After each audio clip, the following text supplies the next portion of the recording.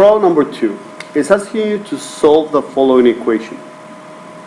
And if you notice, we have an equation that has 3 fractions. The best thing to do is to be able to get rid of the fractions. Now, this is one way of working it out. Another way is just to be able to deal with the fractions as you go through the process, and you'll get the same answer. But in this case, my denominators are 5, 2, and 4.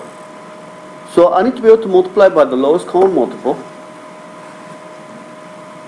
So the lowest common multiple between 5, 2, and 4 will be 20. So therefore, I'm going to multiply each of the terms by 20. I just multiply the left-hand side by 20 and the right-hand side by 20. But this just makes it just a bit easier. And if you want, you can reduce your 20 and the 5 and then multiply by the 3x. Or you can just multiply across 20 times 3 times x will give me 60x. 2 times 20 will give me 40. 1 times 20 times x will give me 20x.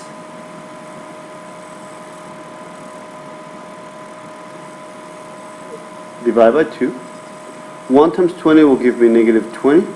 Divide by 4. And then the x minus 1.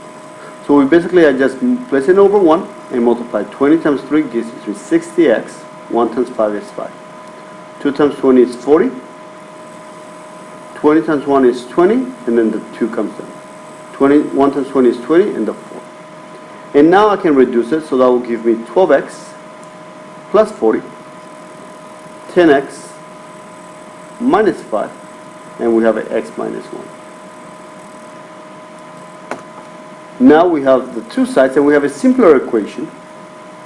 We have parentheses, so the best thing to do is to be able to use the distributive property to get rid of the parentheses. So you have 12x plus 40. That gives me 10x. Negative 5 times x is negative 5x. Negative times a negative is a positive 5. Next, I need to combine like terms. So that will give me 12x plus 40 is equal to 5x plus 5. Now I can move my x's to the left. That's a positive x, so it becomes a negative 5x. That's a positive 40, becomes a negative 40. That will give me a 7x is equal to negative 35. I'm going to divide by 7 on both sides, so x is equal to negative 5. So therefore my answer is letter B.